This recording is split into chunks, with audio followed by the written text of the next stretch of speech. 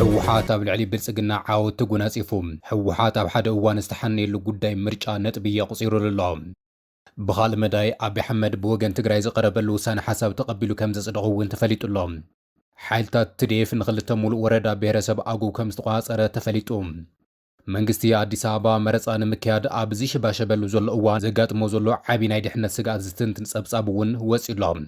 ላዕለዋይ ጀነራል ትግራይ ኸባን ዕጽዋን ሻዕብያ ዘኪሩ ኣዛዚ ግንባር ሰሜን ምብራቕ ዝኾነ ጀነራል ማሾ በየነ ኣብ እዋን 17 ዓመታት ቃልሲ ኣብ ዝነበረሉ እዋን ዕጽዋን ኸባን ሻዕብያ ንትግራይ ዘኪሩ ዘሎ ናይዚኦምን ካልኦ ዝርዝር ምዕባለታት ሕዚ ክንካፍለኩም ኢና። ፕራይም ትግርኛ ምርጭኹም ይኹን። ሕወሓት ኣብ ልዕሊ ብልጽግና ዓውታት ተጎናጺፎም ኣብይ ኣሕመድ ውሳነታት ትግራይ ተቐቢሉ ከም ዘጽድቆ ተፈሊጡ ዘሎ ምርጫ ኣመልኪቱ ካብ ትግራይ ዝቐረበ መማረጽ ሓሳብ ስርዓት ብልጽግና ተቐቢሉ ከም ዘጽድቆ ተፈሊጡ ኣሎ።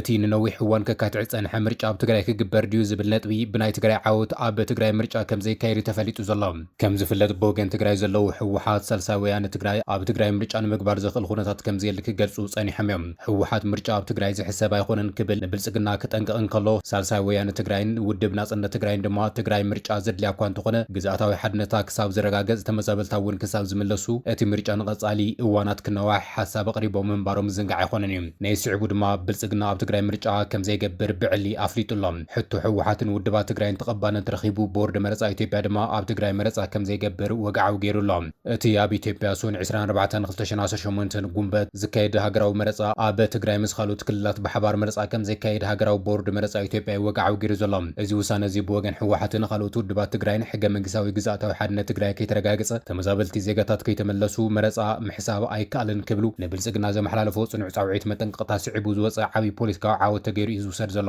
ኣካቢት ሃገራዊ ቦርድ መረፃ ኢትዮጵያ ወይዘሮ ሜላት ወርቂ ሃይሉ ትማሊሰሉ 18 ጉንበት 2018 ዓ.ም ኣብ ዝሃበቶ ጋዜጣዊ መግለጺ ኣብ ትግራይን ኣምሓራን ብጠቕላላ ኣብ 46 ናይ መረፃ ናቁጣታት መረፃ ከም ዘይካየድ ብዕሊ ገሊጻ እያ። በዚ መሰረት ድማ እቲ ቦርድ ኣብ ትግራይ ኣብ ኩሎም 38 ናቁጣታት መረፃ ከም ዘይካየድን ኣብ ክልል ኣምሓራ እውን 8 ናቁጣታት መረፃ ከም ዘይካየድ ገሊጻ እያ።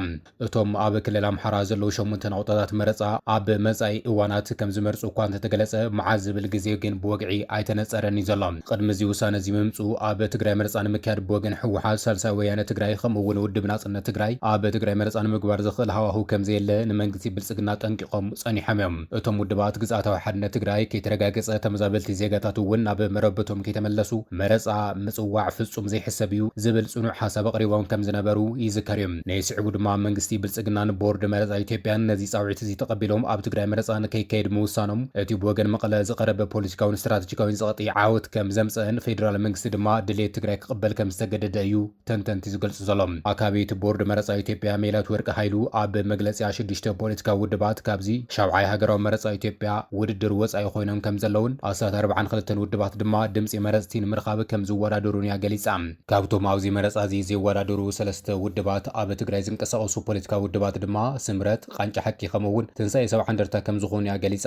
ብተወሳኺ ድማ ፌደራሊስት ፓርቲ ሲዳማ፣ ምንቅስቓስ ነጻነት ህዝብታት ጋምቤላ እውን ካብ ውድድር ወፃኢ ኮይኖም ከም ዘለዉ እዩ ተገሊጹ ዘሎ።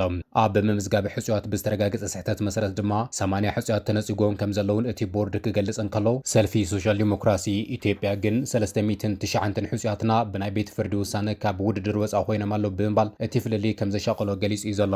እቲ ቦርድ ኣብ ምዝገባ መረፅቲ ዘይሕጋዊ ኣሰራርሓ ፀገማትን ኣብ ዝተርአየሎም ዝበሎም ክልላት መረፃ እቲ ምዝገባ ክስረዝ ከም ዝገበረ እውን ብዕሊ ገሊጹ እዩ። ብመሰረት እዚ ድማ ኣብ ክልላት ኣምሓራ ናቁታ መረፅቲ ግምጃ ቤት፣ ኣብ ክልል ሶማልያ መረፃ ሰገን ከምኡ እውን ኣብ ገሊኦም ከባብታት ኦሮሚያ፣ ቤንሻንጉል ምዝገባ መረፅቲ ሙሉእ ብሙሉእ ተሰሪዙ ከም ዘሎ እዩ ዝተገለጸ።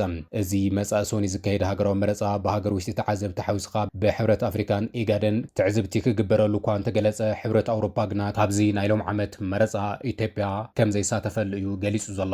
እዚ ከምዚ ኢሉ እናሃለወ መንግስቲ ኣዲስ ኣበባ መረፃ ንምክያድ ኣብ ዝሸባሸበሉ ዘሎ እዋን ዘጋጥሞ ዘሎ ዓብዪ ናይ ስጋኣት ድሕነት ዝትንትን ሓደ ጸብጻብ ወፂሎም ካብ ትማሊ ቅድሚ ትማሊ ጀሚሩ ካብ ውሽጢ ኤርትራ ዝተበገሳ ምዃና ዝተነገረለን ኣስታ 30 ዝኾና ከበድቲ መኻይን ጽዕነት ወታደራዊ ኣጽዋር ሒዘን ብወገን ዛላምበሳ ናብ ውሽጢ ትግራይ ከም ዝኣተዋ ምንጭታት ጸብጺበን ኣለዋ።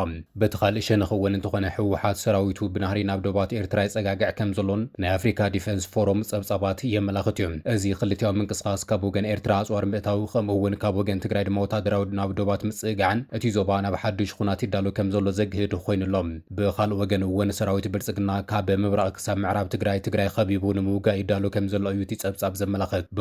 ብኻልእ ገጽ እውን እቲ ናይ ኢትዮጵያ መንግስታዊ ትካል መጽናዕቲ ዝኾነ ኢንስቲትዩት ፎር ፎሬን ኣፌርስ ኣብ ዘውፅኦ እዋናዊ ጸብጻብ ኣብ መንጎ ኤርትራን ሕወሓትን ጽምዶ ዝተባሃለ ስቱር ስምምነት ከም ዝተመስረተ ብወግዒ ድሕሪ ምኽሳስ ኤርትራን ሕወሓትን ብሓባር ብምዃን ኣንጻር ማእኸላይ መንግስቲ ኢትዮጵያ ብሓባር ንምስራሕ ተስማዕሚዖም ከም ዘለዉ እዩ ብዕሊ ገሊጹ ዘሎ። ፕረዚደንት ኢሳያስ ኣፈወርቂ ነቲ ኣብ ውሽጢ ትግራይ ዘሎ ናይ መሪሕነት ምክፍፋል ተጠቒሙ ነቲ ብዶክተር ደብረጽዮን ዝምራሕ ጉጅለ ክድግፍን ምስ ማእኸላይ መንግስቲ ክጋጮ ይጽዕር ከም ዘሎ እቲ ጸብጻብ ኣመላኺቱ ዘሎ።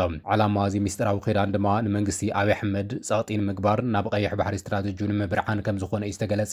ከምቲ ማእኸል ዜና ፈረስት ፖስት ኣፍሪካ ዝተንተኖ እቲ ቅድሚ 3 ዓመታት ብኖቤል ሽልማት ዝተመረቐ ናይ ኣብይ ኣሕመድን ናይ ኢሳያስ ኣፈወርቂን ዝምድና ሕዚ ሙሉእ ብሙሉእ ተበላሽዩ ከም ዘሎ ድሕሪ ምግላጽ ኣብዚ ሕዚ እዋን ኣብ ኢትዮጵያን ኣብ ኤርትራን ናይ ኩናት ስግኣት ኣንጃቢቡ ከም ዘሎ እዩ ገሊጹ ዘሎ። ቅድሚ ሚኒስትር ኣብይ ኣሕመድ ኢትዮጵያ ብሓይሊ ይኹን ብሰላም ናይ ቀይሕ ባሕሪ ኣፍ ደገ ወደብ ዓሰብ ክትረክብ ኣለዋ ዝብል መርገጺ ካብ ዝሕዝ ጀሚሩ ኣስመራን ኢትዮጵያ ከም ቀንደኛ ጸላይታ ጌራ ትሪኣ ከም ዘላ ዝገለጸ እቲ ጸብጻብ ኣዲስ ኣበባ ንኤርትራ ኣብ ክልል ኣምሓራን ዘሎ ዕጡቕ ሓይልታት ፋኖ ብምዕታቕ ብምልማድን ኢትዮጵያን ምብታን ትሰርሕ ከም ዘላ እዩ ክኸስስ ጸኒሖም። እዚ ኩሉ ወታደራዊ ምንቅስቓሳት ኣብ ዞባ ቀርኒ ኣፍሪካ ዝካየድ ዘሎ ድማ ብኢትዮጵያ ኣብ ዝቕጽል ሰሙን መረፃ ንምክያድ ኣብ ምድለዋት ኣብ ዘለትሉ እዋን እዩ። ተንተንቲ ከም ዝሕብሮ ቀዳማይ ሚኒስትር ኣብይ ኣሕመድ ኣብዚ መረፃ እዚ ንምስዓር ንህዝቢ ንምልዕዓልን ናይ ደገ ጸላእቲ ወይ እውን ቀይሕ ባሕሪ ሕቶ ከም ዓብዪ ናይ መረፃ ጎስጓስ ይጥቀመሉ ከም ዘሎ እዩ ዝግለጽ ዘሎ።